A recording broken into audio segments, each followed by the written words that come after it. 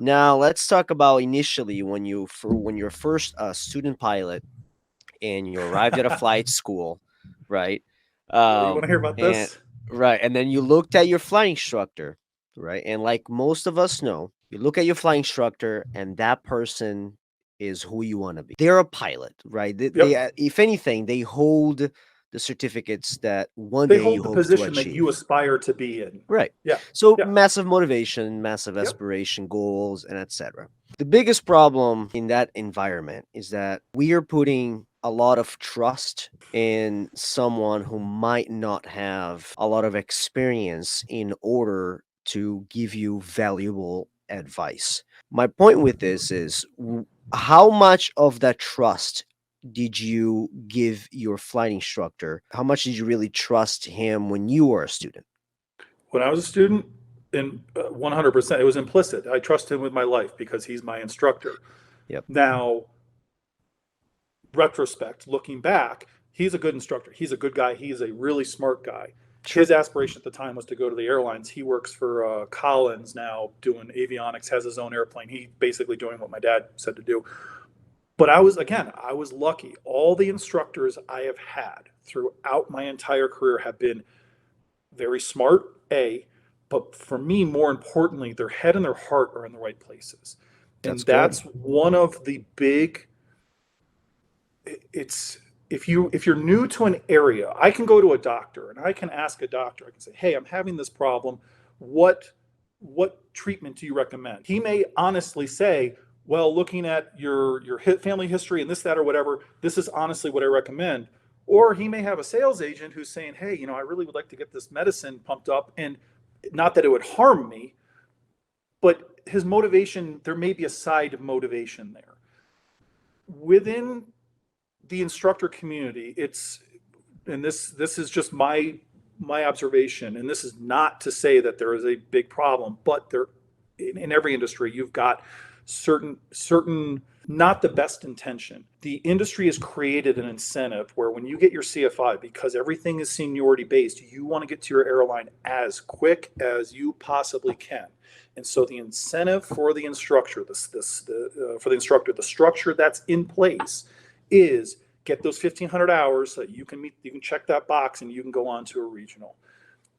If I'm a student, I don't know how to read that and see where the instructor's intent is. Just like if I'm a patient, I don't have the knowledge. I don't have the skill set to be able to judge my doctor. So you are put in a position of blind trust. And 99% of the time that trust is going to get you where you want to get you. Where you have more issue is it may not be the most effective or most efficient use of your time and your money. And flying and learning to fly is already not a cheap endeavor. It's That's quite right. expensive. You are taking out massive loans. And the financial proposition has gotten better. I mean, you're not making 1550 something an hour starting Right. off. But when you're taking out 100, 110, $120,000 loan, and it's, oh, by the way, this isn't looked at the same as a loan as if you're going to Notre Dame or Stanford or Harvard or wherever. Right. It's looked at as more of a commercial career loan. Really, it's in your best interest to get started as quickly as you can and be as successful as you can, as efficiently as you can. Because if you can say, hey, I'm going to take a $100,000 loan, but I'm only going to use 82,000, Hmm. well, right there, you've saved yourself 18 grand and all the interest that comes with it. Yeah. And that's where I got lucky. Things were much cheaper, and I had instructors who, my first instructor, like I said, didn't become an airline pilot. My second instructor did not become an airline pilot. My third instructor, he is a sim instructor at Delta. All three of them, their mindset was entirely rooted in the training atmosphere, and there wasn't even a side distraction of as soon as we finish flying, he's in his logbook while I'm in my logbook. Yeah. I'm in my Sure. logbook, and he's focusing on my endorsement. He's focusing on my Sure. post-flight critique. He is Sure. focusing on me. When I was an instructor at American Flyers, that was one of the cardinal rules. You didn't bring your logbook to the flight school. Your focus when you are there is 150% on the student, and that's how it should be. they had a massive, and they still do, they have a very high structure of management looking down. And Hmm. so there is really very little, if any, areas that instructor can kind of deviate from the student being the entire focus. Now that's just a small, I say it's a small school. They've got several campuses, but it's not like an ATP. And this is not to besmirch No, ATP. sure, I haven't sure. trained there. I don't know them. I only know the schools that I've been to. But a lot of every school I was at, except for Flyers and I want to say PDK Flight Academy, but that's only because I was with the chief instructor most of the time. And aviation, I was at Aviation Atlanta. So PDK Flight Academy, Aviation Atlanta, they're both at PDK. Well, they're both gone. There was structure there that would provide kind of guardrails for the instructors. But the first two schools I went to, it was, the first one was one airplane, a mechanic owned it, and it was one instructor. Um, there weren't guardrails. And like I said, I was lucky. I had instructors who there didn't need to be. That was innate to them. And Sure. that's, as far as the current training environment, that's the big hurdle. The cost is the cost. The aircraft are the aircraft. The technology is the technology.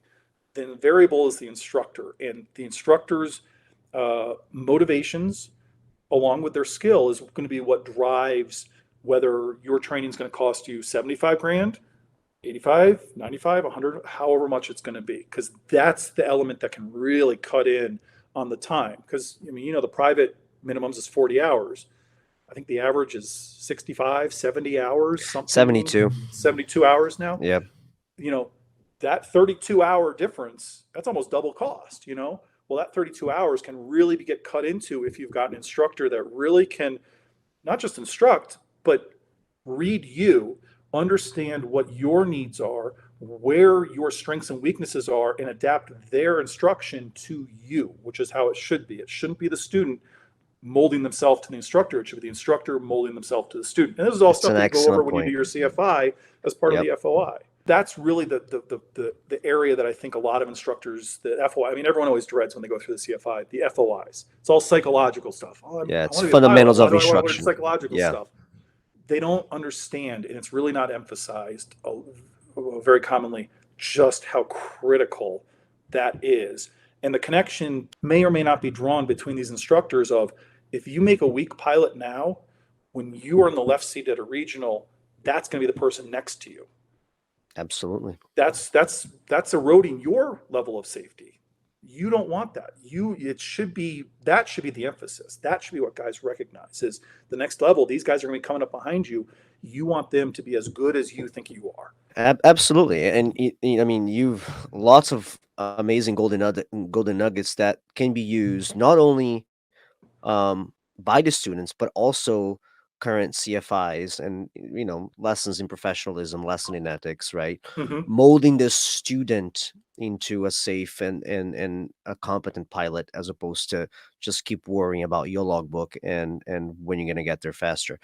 I think you hit the nail in the head when you said there were systems in place, there were barriers in place, and I think when you go to a flight school that has those systems in place in order to keep everything in check, even if you have an instructor who is motivated by their own career success, let's call it that, those barriers are going to elevate. They're going to go up as soon as they try to veer away from it or try to dodge it. They're going to go up. And two things are going to happen. One, they're going to be noticed by the school's officials, or they're going to be noticed by the student. Unfortunately, most schools don't have these barriers, right? Most schools, you're put in a position where you are to trust someone, and there are amazing instructors out there. Unfortunately, the majority of those instructors have alternate motives. And not to say that alternate motives are a bad thing, right? When I was instructor, I knew I wanted to be an airline pilot. The key difference there is I have a responsibility to my student, right? I have responsibility to the industry. And I want to make sure that not only do I make the student an excellent pilot, safe, competent, skillful, well-rounded, real-world scenarios, et cetera, but make sure that I'm also motivating them, right? I can only speak from experience. Um, one specific flight school I went to, and I went to three different ones, but one specific I went to, there was a massive problem with motivation. The instructors were amazing, extremely experienced, right? And they were there to stay. They Mhm. were older. They that some of them, that was their retirement job. Problem was motivation. A lot of them were burnt out. A lot of them only care that you knew the material and period. That dream situation starts to fade away very quickly.